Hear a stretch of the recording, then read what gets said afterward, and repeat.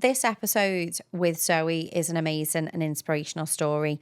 It really gets to the heart of somebody that has literally turned their life completely around.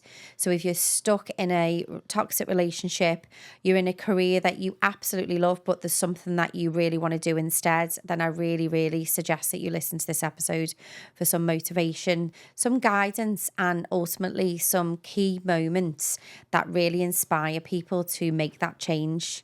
This was a really candid conversation that I had with Zoe. So I really appreciate if anybody could listen. And if you, anybody you know that is going through any of these topics that we share in this episode, please share it on to other people, because it really can help them and support them when they're going through really dark days. So please, obviously, like and subscribe and share this message. That would be great. Thank you. So obviously, welcome. Really excited to have you on to my podcast. Obviously, it's the first one. Thank you. And your first one in a studio, as we just said then for a second. But I won't ramble on. Obviously, for the people that don't know you, obviously I know you well, but obviously introduce yourself and let us know a little bit about yourself.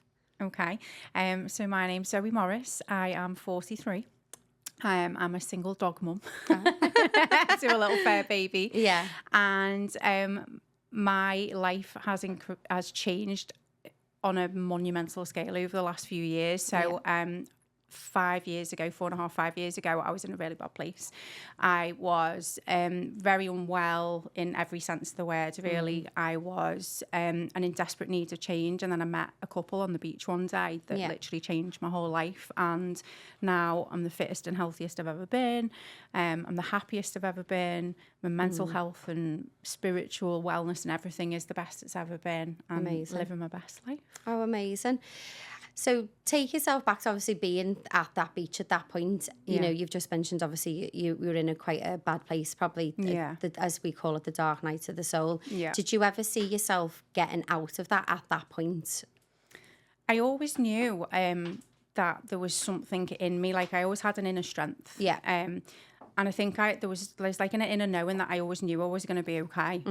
But there was one point where, I'll be honest, I just couldn't find the energy to bring myself back to life, if that makes any sense. So, you know, there was times where I really was so low that I would just lie in bed for like days on end, not moving, not doing anything, not even just wanting to do simple things like get up and brush my teeth. And I was just literally stare at the four walls, just wondering what the point of my life was. And like when people meet me now, they find that really hard to believe, because it's not like the version of me that you see sat here now. But yeah, there were times where the hope was diminishing. Yeah. But at the same time, then that inner knowing would kick in, and I'd be like, I am going to be okay. And I did have to do quite a lot of convincing of my friends and family as well that I was going to be okay, because so many people were worried about me at that time as well. So, yeah, there was always something there, but it was just very... Would you say it's diminished. almost like your light was very, very dim? It just never went out. It's almost exactly that element, that, isn't it? Like it's still there, it was but like it just wants to burst. Tiny flame, like flickering away, and I was just clinging on to that last little bit. But it took me a while to like bring it back to the light again. And it is hard, isn't it? Like, because a lot of people, obviously, the reason for the podcast is to show people that you can obviously change and you can get that light back and that spark back. It's almost like I always say, it's like the butterfly. You've burst out of your cocoon and now you're like flourishing in life. And it is so hard. Like, you don't sort of, you know, did you see yourself getting to that point? Because obviously you don't just get to the darkest part. You know, it is sometimes a gradual thing. Is there anything that you felt like triggered it to get you to that point? Yeah, there was a number of things. So first of all, I was in a very toxic relationship for nearly a decade. And I mean, it wasn't toxic right from the beginning, but it got gradually more toxic as it went on. And, you know, I don't want to say too much about another human being in this, but it became progressively more difficult towards the end. And I was just living in fight or flight mode for such a long time. And at the time, I had a different career as well. So I used to be an optician, but I used to be a retail director as well for a large multiple opticians practice. And I'd done that for quite a long time. And it had just fallen really out of alignment with me as a human being. So whilst I had this very difficult home life where I didn't really know sometimes what I was going home to or who I was going home to, And then I was having to put my game face on for quite a prolonged period of time. When I went into my business, I was the leader. So I had to put my game face on. I had to be the strong one. I had to be that pillar of strength for everybody else. And also, to a degree, with my family as well. I've always been the pillar of strength in my family. So I just had all these responsibilities. And I just felt the weight of the world on my shoulders. And because I neglected me, so probably the opposite to how I am now, at that time, I was very selfless and put everybody else's needs ahead of mine. And then over a period of time, I just became more and more sick. And then I ended up with an underactive thyroid as well. So I got diagnosed with that in 2015. And around the same time as that, we actually relocated the store as well from a smaller premises to a much bigger one. So there were lots of things going on around that time that were just adding more stress and more layers to everything. And whilst there was more responsibility, I was going lower and lower down the pile of priority. So I never really got the thyroid thing under control because I couldn't, because my body was just like racked with trauma and cortisol and all of that. So yeah, it was like a kind of slippery slope and a gradual one deterioration. And it's hard to health. see it when you're in it. I suppose sometimes it's quite difficult to see that progression. And I think that's what a lot of people go, they sort of like hit that wall and then they just collapse and fall down. And like you said, you've obviously been diagnosed with a thyroid problem. And I believe, and I'm pretty sure you're the same, like your body's in dis-ease. Exactly. So like you're so like, people don't understand how much stress affects the body and how much illnesses it causes and things like that. And obviously, like you say, you've got to the point where it's now caused you to have a thyroid issue. And I think it's so important to sort of take stock of yourself. But unfortunately, sometimes you don't have that wake-up call until something bad has completely happened. And it's just like, wow. And I think, I do sometimes think, friends of mine said to me years ago, when you hit rock bottom, you've got to see it like a springboard to sort of bounce back up. But sometimes it's hard, like you just said, well, to get back up. Exactly, yeah. I mean, my rock bottom came and I stayed there for quite a long time before that springboard happened, definitely. But yeah, and interestingly, like if you looked back at photos of me over that period of time, you would be able to see it. But like you say, when you're in it, you can't take that step back, can you, to actually look from the outside in? No, you can't. Yeah. And you probably put, like you said, you put the masks on, you put the armour on. You're wearing a million coats of armour in your private life, your family life and your home life. So you are literally weighed down with a ton of a million bricks. Like I always say, the analogy of like a boat, and you've got an anchor and you've got all these chains. You've got literally the weight hanging you down. And it's just like, wow. And you just sort of need to work. And I say you need to cut the chains in order to sort of float. But it's easier said than done sometimes, isn't it? Definitely. Like, do you think, obviously, going back, obviously, you've said your transformation over the 5 years has been massive. Where did you think, like, if you look at your sort of teenage self, what did you see your life being an optician? Did you always want to be that? Or what was it that, you know, your 15-year-old self wanted to be? So when I was 15, I was already showing signs of wanting to be like in a leadership role. So I started working in a restaurant when I was about 15. I was still in school. I used to get up, do a paper round. That's what I was like though in them days, to be honest, wasn't it? Like I was working from 14. Kids nowadays are on the computers. It's mad, isn't it? So paper round first thing in the morning. Then I would go to school. And then I'd come in from school, get in, get changed dead quick, and I'd run up to the restaurant at the top of the road. Obviously didn't drive then because I was only 15. And I ended up being a supervisor in that restaurant even when I was still in school. But career-wise, I think I didn't have any clarity around what I wanted to do when I was younger. But what I did know was that I had leadership qualities, and that would be something that I would probably end up going into, but I just didn't know what. So when people, like friends and that around me, were choosing what they wanted to do and, you know, deciding what uni they wanted to go to, uni was never an option for me, really.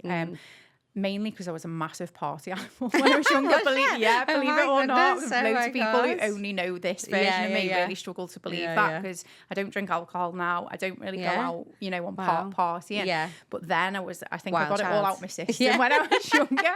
It's probably the right way to do it. It is. It's a better way to do it. So because I was a massive party animal and I loved all the social stuff and I drank alcohol and all of that, I kind of had this, again, like an inner knowing, like an inner wisdom that if I'd gone to uni, I would have just been a party animal and probably wouldn't have got out of it what I was supposed to, would have ended up in massive debt and all of that. So what actually happened was I didn't go to uni. I started doing A-levels and it just wasn't for me. Like higher education just wasn't for me. It didn't last very long. I think it was about 2 or 3 months worth of the first bit of my A-level years. And then I left. Yeah.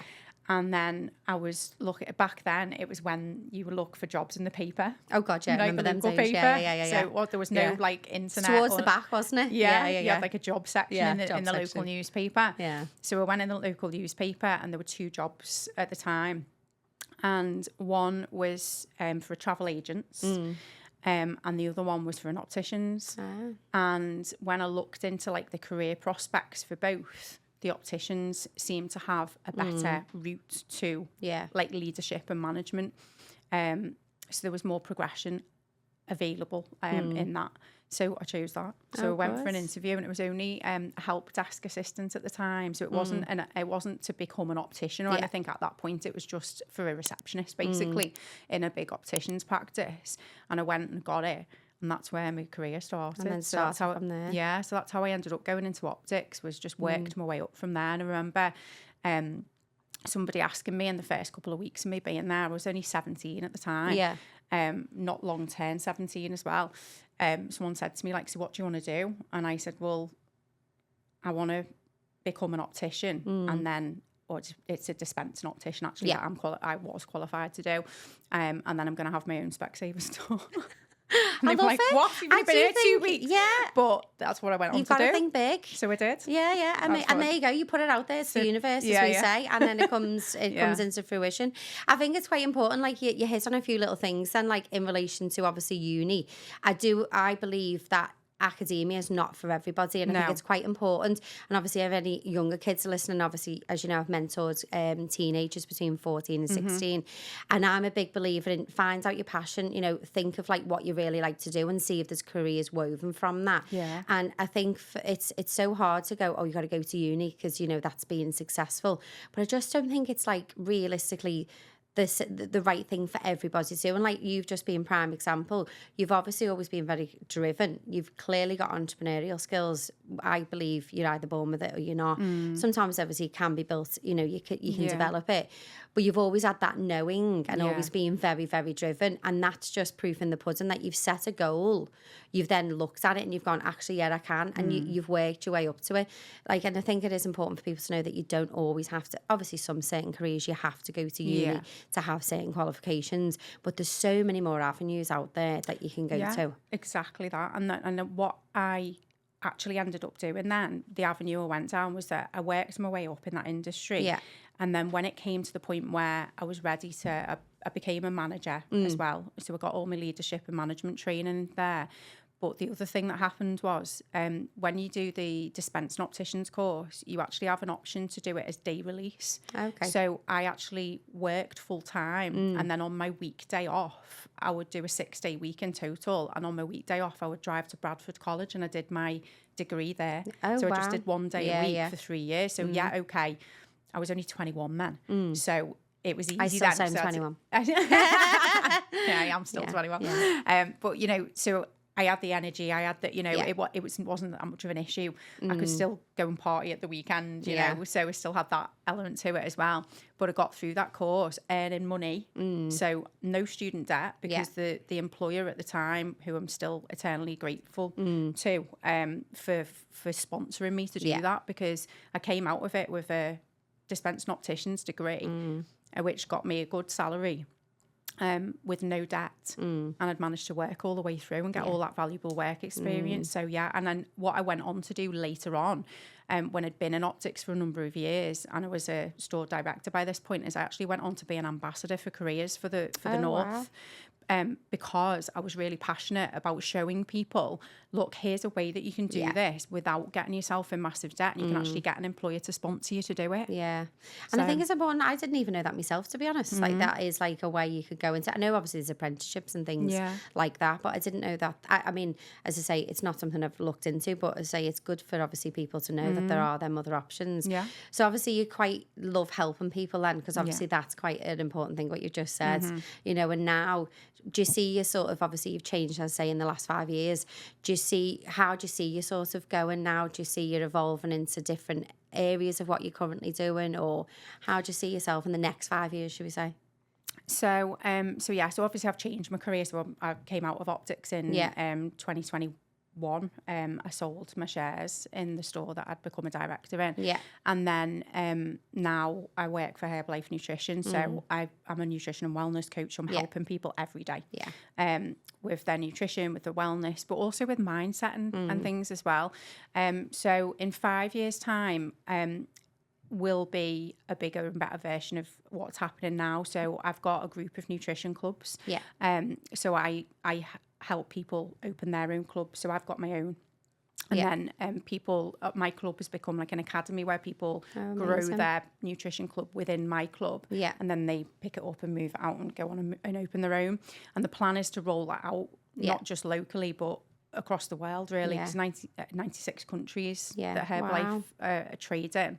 So the world in those 96 countries is our oyster kind of thing. So the plan is like in the next 10 years, definitely. Yeah. We're going global, but I plan in the next 5 years, I'd love to have a club my first club in another country. Where would that country be? I don't know yet. Don't know? No, I don't know. Where do you like to travel? Do you love to travel? I love travel. Yeah, Travel's my why now. Yeah. Yeah, it's one of the biggest I was just going to say, what is your why? Yeah. What is it that drives you to continue? Obviously, I know you enjoy helping people, but... Yeah. So when I was in that toxic relationship, that was nearly 10 years in my life, and it really did limit me what I could do and where I could go, because I had a dependent on me for most of that, well, at least the last half of that time. So I couldn't go very far. I couldn't really do the things that I wanted to do. And actually one of the things that was the catalyst to the change was a course that I did. So in the period of time when I'd sold my Specsavers shares, before I met the people that introduced me to Herbalife, I went and did a course, and it was for women that had been in like abusive relationships. And during that course, we did an exercise where we were asked to fill a piece of paper with all the things that we loved doing. And it was a massive eye-opener, because I'd become so disconnected from all the things that I loved that I'd almost forgotten who I was. Like I'd lost the essence of me. Yeah. So when we wrote all these things down on this piece of paper, I was writing things like traveling to different countries, water sports, being on the beach, doing all these things that lit me up. Creativity. I'm really creative as well. So I love like drawing and painting and making things. Wasn't doing any of it. Yeah. And it was such a huge wake-up call for me that I then made this promise to myself that I was going to give myself the summer off in between and go and do all them things. Yeah. And so now that I have my freedom, and I have the finances to, to do the things that I love doing. Yeah. And I feel like the world's my oyster now. I've now got this big map on my wall in the living room at home, and I'm starting to put my little metal pins in it. I've got one of them. Yeah, it's amazing. I've got the scratchy one. Where you scratch it off, and then eventually, obviously, we'll put it in a frame. Yeah. So I've got one of them, but we do want to get ones where you can put the pin in as well. Yeah. I think I love to travel. Like, I just think, for me, like you said, I think it was before we started the podcast, you get itchy feet. Like, my mum used to call me a bit of a gypsy. Like, my mum was like that. We always moved around, like, she just different house, some people staying in the same home for like 20 years, 30 years. My mum was not like that, and she'd say, I've got itchy feet, and I'm like that. And I just think travel is just exciting. You're seeing different countries, different cultures and things like that. And I had a nickname in uni, was called Judith Chalmers. For the older audience that will remember. Wish you were here. They'd be like, who's Judith Chalmers? So that was my nickname, because I'd go on like 3 or 4 holidays a year while I was in uni. I wasn't really the party animal like you was to be. I do like going dancing and do like race. I probably am a bit more in later life. I was, I was more in me like later 20s and stuff like. I think things you like find that. Don't you? Like, you either do it, get it out of your system when you're young. Some people end up having children and things younger, and then they go and do the partying like later. Yeah, that's it. And now, so I'm definitely more when I'm a bit older, for sure. And it's mad, isn't it? Like you say, some people, I think it's probably, I don't know, whatever age you do it, I guess, but probably the majority do when they're younger. But yeah, I'll probably still be raving in Ibiza when I'm 60, to be honest. Yeah, dancing. I love it. I might come with you then. Yeah, exactly, yeah. I might have started drinking again. Yeah, to be honest, No, I've been to some places and I've not drunk. It doesn't, I mean, obviously I still drink, but I wouldn't say I was a raging alcoholic. No. I mean, I like a wine, but I could give or take it, to be honest. I've been to events and not drank. Yeah. You know, it doesn't really bother me. So, I mean, obviously, how long is it you just decided not to drink, was it? Was it a case of... So I'll be 5 years in August. Oh, wow. So it's So just over 4.5 mirroring the years. same time as, obviously, your transformation. You just said that's Yeah. it. And was just a conscious decision to just say, it's a no. Because it can make you quite anxious and depressed, I think, the next day. Definitely. I started using it to self-medicate because of everything that I'd been through. So I was so racked with like trauma and complex PTSD that it was always my go-to thing. Like anything that stressed me out from a really young age, because I started drinking at quite a young age. It was always like, you know, you get stressed or something upset you have a drink, you know. So that was just the dumb thing. That was just the way that and even like in my family, you know, anything that you did that was positive got rewarded with alcohol. Yeah. You know, birthdays, bottle of whatever. Exactly, bottle of fizz, yeah. So I think it was just my go-to, my crutch. And then it did become a problem. To the point where I knew I needed to stop. Because it also with the underactive thyroid wasn't doing me any favours with that either. Because my body was already like chronically inflamed. And, you know, because my lifestyle was not good. And for me, it came hand in hand with like fast food as well. So, you know, I'd be ordering fast food, but I'd be ordering alcohol with it, you know, like drowning my sorrows, because obviously we had lockdowns and stuff, didn't we? So, but the last like almost 5 years have been the best of my life, and there's just no place for it in my life anymore. Like I see other people drinking, and there's not one part of me that looks at them and thinks, oh, I'd love a glass of wine. You know? That's it, isn't it? I used to love it, and it used to form such a big part of my life. But I've just got no interest in it whatsoever. And, you know, going back to the travel thing, like, you know, one of the reasons that I've got the opportunities and the freedom that I've got is because I released that thing of alcohol from my life. Like, it didn't serve me anymore. And then I honestly believe that when you release things like that from your life, the universe goes, here you 100%. Go. Here's this amazing opportunity 100%. For you now. Yeah, definitely. Yeah. I think that's it. And we're obviously very similar like that. Like I do think when you cut something out of your life, things come in, and it's all about frequency. Whatever you're putting out there is what you're going to attract. So as you say, if you're letting that go and it doesn't no longer serve you, then obviously it's then letting other things that come into your life that's going to be more abundant and things like that. Definitely. And I do think, did you think like going back to the part on the beach, that was a bit, did you feel like there was anything leading up to, like, what was it made you go out for a walk that day? Do you feel like there was like a sign, or there was any like intuition that was like, oh, I've just got to get out today? So that exercise that I just mentioned, where we wrote all the things down on a piece of paper, that was me doing them. Wow, okay. Yeah. So I'd written that down. I made a promise to myself that I was going to give myself the time and space to go and do them things and start ticking them off. Because when I actually looked at that piece of paper, I wasn't doing any of it. Yeah, it's about that. So I spent that summer doing the things that I loved. So I was on the beach with the girls, and we'd actually just been for a dip in the sea. Oh. And I had the dog with me, my little Jax.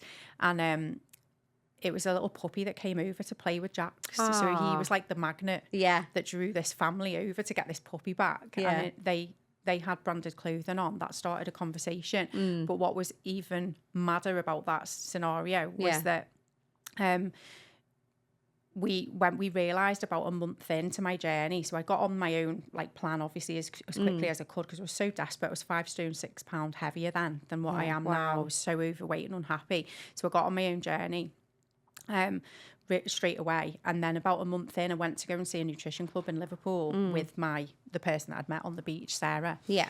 And when I pulled up outside her house, because she asked me to pick her up because her car was in for a service, she as I was getting closer to this house, I thought I've been here before. Oh, yeah. Now, she lived near Calderstones Park in Liverpool, and I live on the Wirral, and we met at Liso Bay on the Wirral. Yeah. And I'm getting closer to this house thinking I've been here before. And when I pulled up outside, I was like, it clicked, and I remembered what it was. When she got in the car, I went, "You're not going to believe this." And she said, "What?" And I said, "I've been in your house." No. And she went, "What?" And I went, "I've been in your house." And she was like, "When? When I've lived there?" And I was like, "Yeah." No. With you. Shut the front door. She was like, "Yeah." So what had actually happened was some glasses got mixed up when we relocated our Specsavers store between 2 children, and I went round to swap the glasses over. No. Yeah, to like kind of dissipate the situation, and one of them was her son. Wow. So I'd been in a house, and we worked out it was almost 5 years exactly before. Oh my goodness. That I met them on the beach that day, and the chances of them being on the beach at Liso Bay. Yeah. It's nowhere near. So me people being there doing the activity that was ticking off on my list of things that I wanted to do. All of that, like that's not just coincidence. That's not coincidence. That's like the universe working in your favour. I do believe that though. I do think sometimes you meet people. So like I believe like you were always meant to have met that lady. What's her name? Sarah. So you were always meant to meet Sarah. And I do think your path. So whenever you go back on your timeline, whenever you've met, if it was a partner or something, there's been events where you've been at, and I do think that's like the universe like sends you a little wink or like a little indication. And you were always meant to be, and always meant. But like obviously Calderstones and the Wirral, like for people that don't know, they're totally like miles. Like there's a river in between a tunnel, like and a tunnel. So like you can't just like it's not round the corner. Yeah. So like that is like I don't believe in coincidences at all. I do believe in synchronicities and things like that happen. But yeah, that is absolutely crazy. And from a location point of view as well, that park where they lived was right near where my Specsavers store was, so that's why that happened, because they were actually my customers in Specsavers, so I'd probably been in and around them in my store as well. You probably would have walked past them. Do you know what I mean? That's what I think. Like spoke to them. You just don't know on the phone, or they come in and you're like, wow, you just crazy. But it is crazy when you think of things like that. I mean, it is mad. Like obviously we believe a lot in stuff like that, but some people are just like, oh, it's a bit woo woo. That's what everyone says, isn't it? And I go, Natalie's woo woo. Well, that's how we know each other. Well, that's how we know each other, isn't it? Yeah. So like we know each other from the woo woo part, but it's when people start, like I say certain things, and obviously people listen to that story, people then start to remember things of themselves, and then they go, oh yeah, actually Natalie, that did happen to me, or that. And I'm like, yeah, like I do believe they're always guiding you and they're always showing you ways, but sometimes people can't see the visions of what you see. So like you've changed your life and you've turned your life around. Like, what were your family and friends like at the time? Because, I mean, I've experienced before where, like, you know, you want to change career or you want to change direction. It's like you at the time, obviously, you've built a very successful career in the opticians. You know, oh, God, you can't go because that's, you know, what are you doing? Did you experience any of that? Absolutely, yeah, absolutely. Yeah. So I didn't say before, but around the time, so obviously we'd relocated the store. I was going through that awful time in my relationship. That ended in 2019, so it was another 4 years after we relocated the store. But my sister moved to New Zealand in 2017, but she was still my voice of reason, even from the other side of the world. So she was the one really that said to me, like, that still needs to change, because I'd left the toxic relationship, but she was the one that said to me, like, you're still not happy, like, and you can't heal in an environment that keeps you sick. And at first I was like, don't be silly, like, that's my baby, that's my store, I've grown that from, you know, but when I actually sat back and thought about it, I was like, do you know what, she's right. And that was the biggest change that I also needed to make as well, not just a relationship thing. So then obviously I made the decision to sell my shares, which was really hard decision, by the way. Like, I had a lot of love for that. Like it was like my baby. I was really passionate about it. I honestly believed at the time that would be my forever career, that I would sell that store when I retired. That would be my retirement, my pension, plan, you know, that was my plan. That was always the life plan. And I did really, really genuinely enjoy optics for a time. It just fell out of alignment with me, and I'm really grateful looking back on that career, because it gave me a lot of the transferable skills that have later led me on to do what I do now. But in terms of like what other people's opinions were, there was loads of friends, and don't forget as well, like, my circle's completely changed over time. So the friends that were closest to me then are not the same people that are my closest friends now. But at the time, I do remember a couple of them saying, like, what are you doing? Because I was moving into a MLM company, multi-level marketing company, going from being a store director and an optician, you know, which is classed as being a very... Well, it is, prestigious job, career. So some people did think I was a bit nuts. But I think because they could see how much I'd transformed already. Yeah. Not just in physical appearance and weight loss, but also in like mindset and vision and belief and how much happier I was. And I just think like, because they loved me and they could see how much happier I was already quite quickly. Yeah. Then they got on board. They didn't give me as much of a They hard did it. time. That's good. At least you had nice people. I Yeah. call them the negative Nellies, and I just think, oh, I haven't got time for negative Nellies. Well, you have your angels and your demons, we call it. Exactly. Yeah. So you do. And I think sometimes it's important to sort of know like when to turn the page on a chapter. Like I do think sort of times certain friendships and things like that, like, you know, I believe it's important to, sometimes people can be in toxic friendships as well. Yeah. And I think people need to know it's important to sort of leave them. It's not serving you. It's okay to do that. And sort of you can outgrow a friendship as you can outgrow a relationship. Yeah. And I think it's important. Obviously, family are always going to be there, but you're always going to have sometimes family that might be. But it's amazing, obviously, so quickly that they did see you change. Yeah. Because sometimes it's quite hard. I mean, I've had it before where people are, let's just say, the negative Nellies, but I just think you've got to sort of take that on the chin. And like, as I say, if you've got a dream or a passion and you want to change, they can't see through the glasses that you're seeing. No. And they're only coming from their scarcity. And it's sometimes through love as well. You know, they're just worried for you, and that's fine. But you've always got to go with your own intuition, your own gut, I think. Yeah, definitely. And when I say angels and demons, I don't mean like the demons aren't necessarily bad people, but sometimes they're just very attached to the version of you that suits them. Yeah, or that 100%. They're most comfortable with, or 100%. They're familiar with. So it's just a familiarity thing, isn't it? And not everybody, like, we're obviously here talking about change, but quite a lot of people out there are very resistant to change because they're frightened of it. They live in fear of change. Oh, 100% they do. Whereas I've always embraced change. I've always been a person that's welcomed change and been excited about change. Yeah.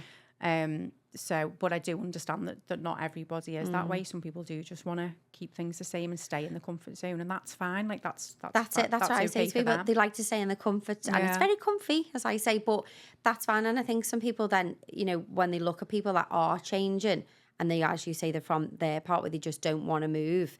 Some people, like I say, people change careers. Some people might not want to. Some people want to stay in that career for that long, and they love it, and that's fine. I just think people need to really just stay in their lane. You can look around and everything, but just do your own journey. Yeah. Like, don't look at other people and be like, oh, they're doing this, they're doing that. Just sort of think, well, what, like you say, write down a list of what you like to do, because I bet you so many people would do that exercise that you said and be like, wow, I don't even do half of that stuff. Well, do you know what? If there's people listening and they think that they feel like they could do with some change in their life, I would suggest that that's a really good place to start, because it was a huge eye-opener for me. It made me realise how far removed from what the life that I actually wanted to be living compared to what I'd actually been doing for nearly 10 years. And it was the catalyst that led me on to go and try new things, do new things. That's why I ended up meeting you, because I started moving into circles that I'd not been in. And by the way, I'd love to just say at this point as well that my friends before my transformation actually were incredible. Yeah. And, you know, some of them I'm still in touch with, and they still hold a very special place in my heart, because when I was going through those really rough times, they were there for me. You know, they were the ones that would ring me up and check in on me, and, you know, really like put their arms around me and made sure that I was okay. So I'm still like eternally grateful to them. It's just that my path and their path maybe isn't you know, quite as aligned as it was back then, and that's fine, isn't it? I think that's fine, and that's what I think more people need to understand. Like, I've had friends like that where we fell out, and I would never say a bad word about a certain person. Like, she was there when I lost my mum, you know, she was a rock, and I'd never ever take that away from her. And but obviously we just went in different directions, and it is what it is. And, you know, as I say, she really was there in that support and that anchor. And I think that's important. I'm glad you just said that. Like, it's not like you've got any bad blood towards them, or you've got any sort of like harsh words. It's just like you say, your paths go in different directions, and that's just life, I think. Yeah, it is. And I think it's very important to live your life for you, and the same for every other person. And so many people live them for other people. And you just hit the nail on the head there as well, and because to be honest with you, one of the reasons why I stayed in relationships that didn't serve me anymore was because of this attachment issue that I've now gone on to work on later on in life, and I'm still working on. It's still a work in progress, but I was very attached to, you know, I didn't like endings. I didn't like things ending, especially if it was beyond my control, you know. I felt like it was a failure if something ended or if I lost something. Whereas now I very much see my mindset. I've just done a post about it on my socials today, actually, about how I now see, you know, endings or things that I used to see as losses, endings, more as like lessons and opportunities for making space for something that's more aligned to come into your life. Definitely. I call them a lesson or a blessing. Yeah. That's what I say. And it is, it's quite, because I mean, obviously what you're saying, that you're obviously quite, because I mean, the fear of failure used to be one of my big ones. So I'd be like, oh. Fear of shame, fear of failure. There's so many, aren't there? There's so many things. And like you say, you're always constantly learning. Like I say, no one's Gandhi, no one's like completely enlightened. And if they say they are, then, well, that's questionable. But you're constantly on a journey, aren't you, of learning, of like a bit about yourself, and like constantly, like the more you unwind things, the more some things come out, and you're like, this is why I am the way I am. This is that. And then it is like that, the layer of the onion, isn't it? You're like peeling back another one and then another one. And sometimes you think you're doing amazingly well. Like this actually happened to me at the beginning of about a year ago. So I'd been single for a long time, met somebody, got into like a really short relationship. But when that relationship ended quite suddenly, it really like threw a load of stuff in my face that I thought I'd worked on. And I thought was quite a lot more healed than it was. And it literally just threw it in my face. Like I couldn't get away from it. But past versions of me would have just buried my head, put my game face on like I used to when I was talking about before, and just cracked on with life and pretended everything was fine. But this time, because it was meeting a different version of me, that did see it as lessons and opportunities, what I actually went to do was looked at what it was showing me and went, right, I'm actually going to go and do a shadow work course now. And I'm still doing it now. So it started in June last year, and it's nearly 12 months. Well, it is 12 months. It's 12 months. So I'm about 9 months in to a 12-month course at the moment, where I'm really delving into like where have those triggers come from. So I wanted to get to the root cause now. So I'm very much about looking at root cause now, whereas going back to like very sick version of me, everything was like surface level, and there was so much hidden underneath that was never getting dealt with. And that's why I ended up so sick. I was going to say, that's why you would have ended up sick, because our subconscious is what drives us. And if you don't deal with your subconscious, like they say like half of the things we speak is 95% from our subconscious, they say. And I think when you really dig deep, and like you say, there's certain triggers of why you act the way you do, you know, and I've done bits of inner child work with especially some of the younger teenagers, and it's great to speak to them at that point, because they're at the age where they're sort of 16 and they can understand why they are the way they are at 16. It's the same, you can have somebody a conversation and coach someone at 30 or 40. When they understand, and it's like the light bulb goes off, or as I say, the penny drops, and you go, shit, like we'll probably add to that one else, but you know, you're like, oh God, that's why I am the way I am. And it's only then you can take accountability and sort of like learn. But as I say, no one, like there'll be like you're doing a course now for 12 months. I still go on things. People think I'm a positive Polly 24/7. Like, no, that's not real. You know, you're constantly evolving and learning things about yourself. And I think it's so important for people to understand the why, and like everyone, as you know, I don't know if you know, the first 7 years of your life is so vital, and it is important, and that drives us, like our personalities, our traits, why we react in certain ways. And I think if people done a little bit more work, even like little bits. Well, you know, we were saying before about like the school system and uni, how higher education wasn't for me. That's why that wasn't for me, was because by the time I'd done my GCSEs, I was done with that, because I think even then I could see that was not what should be taught to kids. Like, so I won't go into it too much here, but I know I'm massive on that as well. But you know, because I didn't want to offend all the teachers and everything out there. But you know, if I had children, I haven't got any children, but if I did have children, they wouldn't be going to school. Yeah, no, I'd be the same. And because that's the kind of thing that they need to learn, like how to regulate their emotions, what the nervous system is, you know, 100%. how to self-soothe, how to every parent their inner child, where the triggers come from. 100%. You know, if we taught that stuff in school as standard, the world would be a very different place. So we've unpicked it later in life, haven't we? But this course that I'm doing is literally that. It's going into all of the triggers and looking at where they came from. And so much of what I've already spoken about, I now know the root cause of that. Like the selflessness was a learned behaviour. I was praised as a child for putting other people ahead of me. So there you go. You're wired by your from environment. those formative years. And it's no one's fault, because your parents didn't know any better, your caregivers don't really know any better. That's what people like also starting to unpick later in life, and that's what I'm really passionate about now. So not obviously I do what I do from a nutrition point of view, but nutrition clubs are a vehicle where we can really take people on a journey with us. So I very much work with mindset as well, and limiting beliefs with people, not just my clients but my team as well.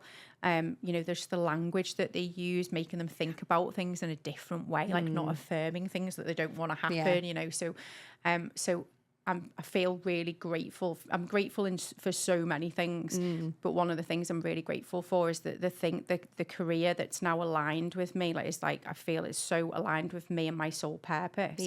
Because it gives me the vehicle and the opportunity to help people in so many different ways, including teaching people those things as well. That's it, and I do think, like, you know, you mentioned obviously bits about the school and helping. I think it's, I mean, I definitely, I mean, I said on Steve's podcast about if I won the lottery, I knew exactly what I'd do with it, because I probably would open up my own schools, because I think it's a fundamental key element. I hope you win the lottery. I know, that people. So if I win it, I'll give you the money. You can. I'll have you coming in as a coach. You can come in and be, you know, inspire the kids. And I think it's important if they, like you say, if they did know some of these things, it does not help them. Like, you know, and it's just the knowing is easy to be shown when you need to be shown it, but trying to uncover that and unpick it is so difficult. And it's like, I remember a guy, it was a partner's ex, a good few years ago now, and he was like getting really frustrated at work, and he was obviously a manager. His team wasn't really listening to him. He was giving orders, they weren't really understanding, and he'd absolutely lose it, to the point where sometimes he'd move like different jobs because he was just his team were not listening. Anyway, we dissected it, and like, you know, I broke him down, I asked a few questions, and then it ended up going deeper, which was basically his mum and his dad, he was never seen or heard as a child, so he was getting super frustrated as an adult that they were not listening to him, which he was never listened to as a child. And when it sort of like the two bits came together, he was like, wow, like it was just like, and then he understood. It is like them little tiny things. I knew instantly why he was like that. But you've got to ask a million questions to get to the root cause, because they've got to unpick it themselves. And it, you know, it does help people, you know, like that, you know, that little one bit of thing then would help them, that, okay, maybe they're just not understanding. It's not that they're not listening. You just might have to dissect it a little bit differently. And like we know, everyone learns differently. Like we said before, more people are visual, you know, and things like that. So everybody does take in information completely differently.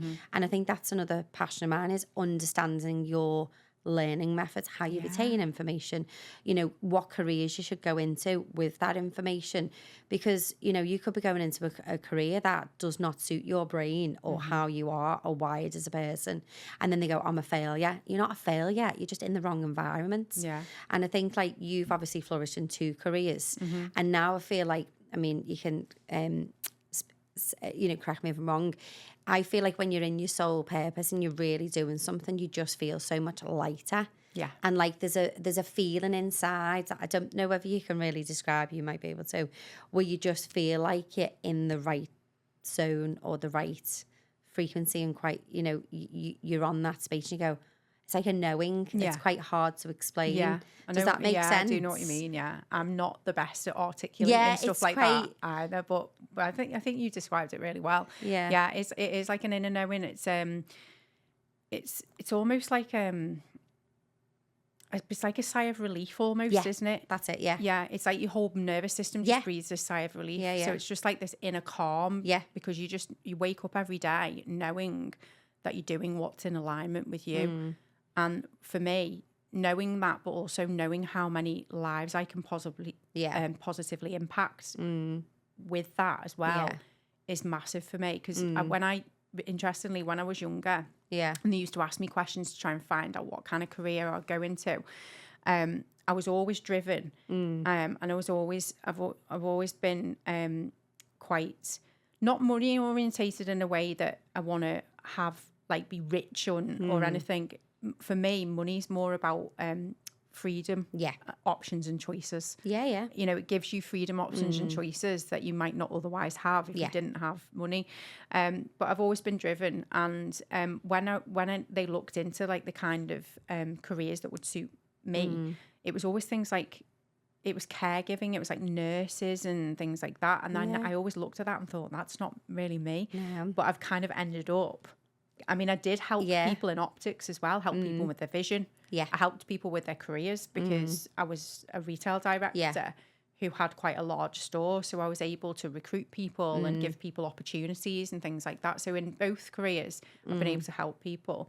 But in this one in particular, it's so much more aligned with me because when I was in the other career, I was very sick. So it was helping people in a very different way. Whereas with this, I can look after me first by doing the thing that I'm teaching other people to do and then help them with it as well. No, I love that. And it's important to sort of, you know, I think what you hit on a couple of things then, like, you've always, obviously they've said go into care things and nurse, and you've always had that fundamental element within you that's always going to care for people, that's always going to want to help people. And I think, I always say, and I mentioned it earlier, like, you're very entrepreneurial as well. I think, like, you know, you're obviously very driven, and I know, like, you're wanting to obviously build the brand. Obviously, I know you're under the brands of Herbalife, but you're very much your own independent boss, aren't you? You're running your own businesses and you're helping other people do that. Do you think, I mean, there's two sides to the story. Do you think you were born like that? Or do you think, I know we mentioned the wiring of being the first 7 years of your life, or do you feel like it was instilled in you to be driven from a young age? Or do you think entrepreneurs are just born and they're always going to be driven?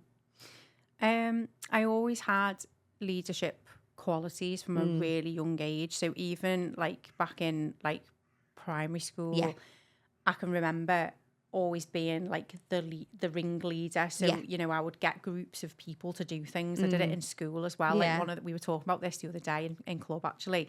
One of the things I used to do in secondary school was I used to get loads of the girls from all the other classes, bring them into our classroom, and I used to line them up like a sister act show. And we used to have a line of them standing on desks, then on chairs, and then one on the floor at the front. And used to get them to sing like sister act songs, like gospel choir. Oh, I love it. So I don't know, I always had that, like, bringing people, I always had a quality where I could bring people together and get them to get on board with something.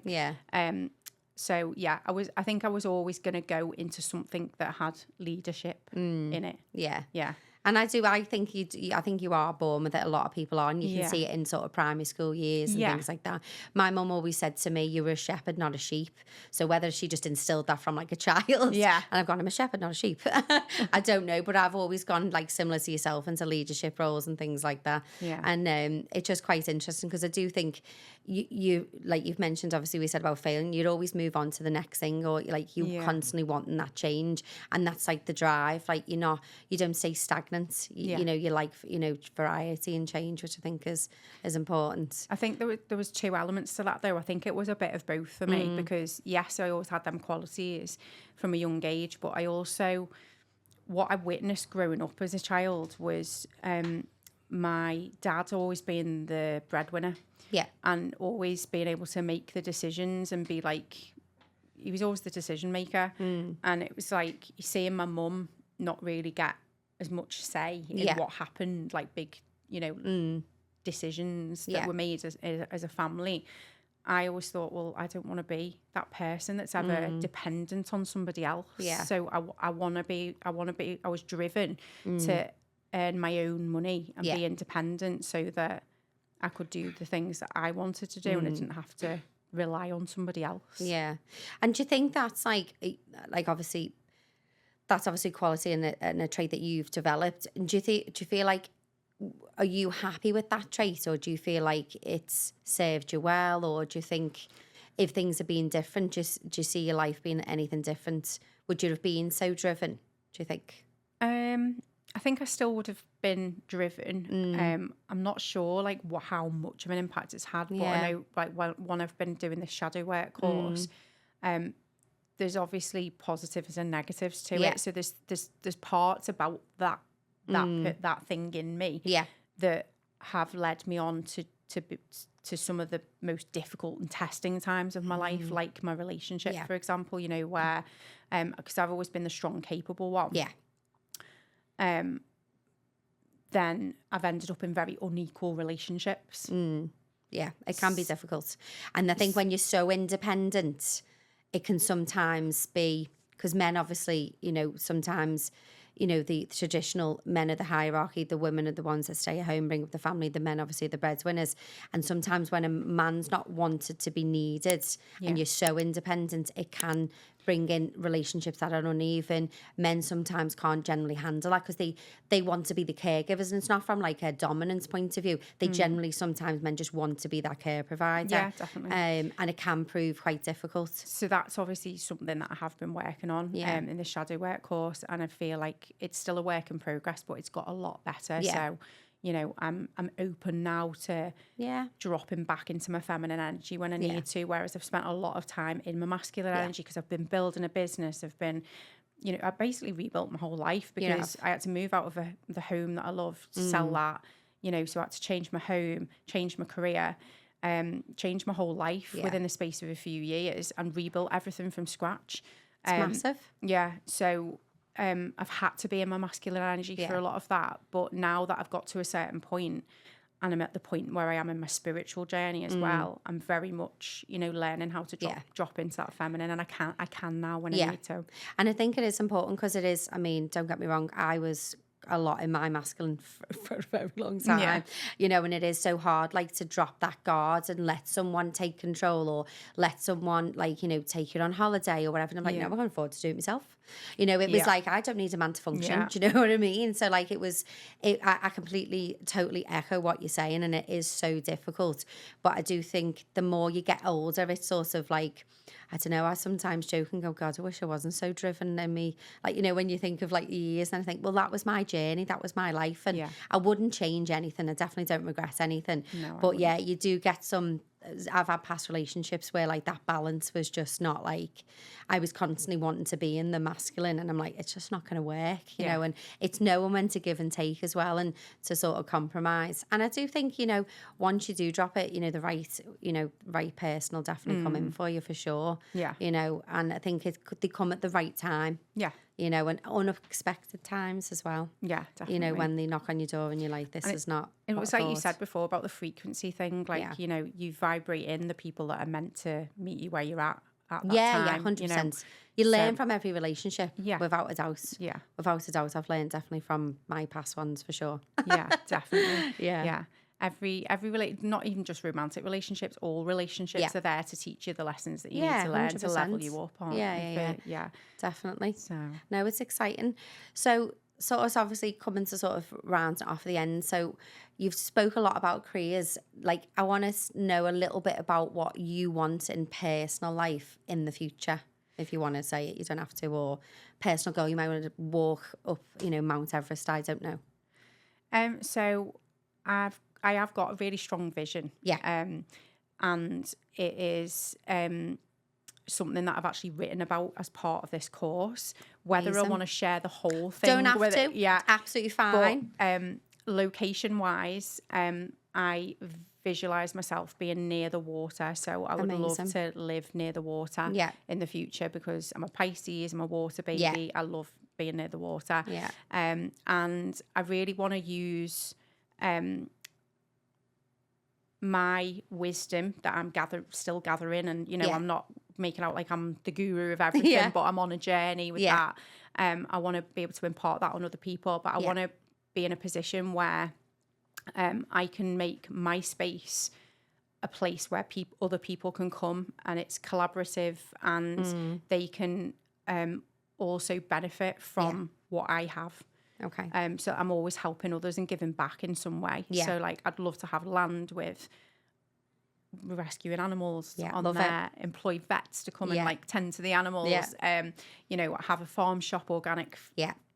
Grow my own crops, you know. So that's that's part of the vision. Have like my own yoga shala where people can come and do events and retreats and stuff like that. So that's the big vision. But obviously with the travel thing as well, that's a massive part of my why. So I'm still putting those pins in that map, and I just want to see as many countries and many places as possible. Yeah, I think that's amazing. I love that, the farm idea. I'm a Capricorn, so have you seen their memes sometimes? It's like they want the city life, then they want the rural when no one speaks. So, I'm definitely more to I've had the city life, I'm definitely more to the rural now. I'm definitely a rural growing girl. Your own stuff. I'm exactly I'm the same. Girl. I'm actually, this weekend, I've just been called to the mountains because I haven't been to the mountains for a while. So I've just booked a solo trip, just me. Amazing. I'm just going to get my backpack on and go hiking in the mountains. Love it. Sometimes you've got to listen to that though, haven't you? You've got to do what comes to you. I think that's what a lot of people should take from this is if you feel a calling to do something, like just getting out there in nature really, really can help you, like massively. 100%. Like when I haven't been in nature for a while, if I've been stuck in, because humans weren't designed to be in boxes, but we go from box to box to box to box. We drive in a box to a box to another box, and we spend all day in a box and not in natural daylight, and it's not how we were supposed to be. Like, you know, so. And more people need to know that, like, it's okay to go and move around and not, you know, like you get people that are in the 30s, 40s hitting a career and they're like, I've built myself up like yourself, and they're like, I'm just lost now because they've been on that, as you say, box on the hamster wheel, and it's so sad. And we weren't meant to be designed, like you say, to be in that environment. We need to be more creative, you know, get out there and really listen to our intuition. I think is quite important. Talking about intuition, we've got a book. I would like you to write something. You don't need to obviously speak out loud, just write it in the book for the next guest that comes on, which will be a little bit of advice or a piece of wisdom or a piece of a lesson that you've learned that you would like to pass on to the next person. So when they come and they can obviously read it. Okay? Yeah. Well, thank you obviously for coming on. You can grab the pen. And obviously for the people that want to get in touch with you regarding your clubs and rural nutrition, I'll put all your handles and everything. But obviously you can say any links you want to do now, or we can obviously put them all in the show notes. I mean, I'm like the best place to see more about me is my social media, because I'm active on there all the time. So Instagram and Facebook, and Wirral_nutrition on Instagram. Fabulous. And that really, I like to be authentic on social media. I don't like filters and stuff like that. It's what you see is what you get. Exactly. We've got to know, why don't people just do like no filters? It's just like, I feel like everyone looks the same. I know. And I'm just like, just do you. You know, and I think that's amazing. I think that's why you've gone so big and you've grown so organically, because you've just been your authentic self. And I think more people need to just be themselves. You're probably a really nice person. You just got to find your right crowd. You know, sometimes you can feel not yourself in the right crowd. You just got to find your tribe, and that's it really. So well, thank you so much for coming on. It's been absolutely amazing. Honestly, I'm so grateful for the opportunity. So thank you for asking me. Absolutely ecstatic you've come on. I think you've literally said so many lessons there that I think so many people will learn from. Thank you. So thank you. Thank you. Yay. It really does mean the world to me that you like and subscribe this channel. It is a mission of mine that I want to get out there. So thank you so much for sharing, and thank you so much for your support. It really does mean a lot. So thank you.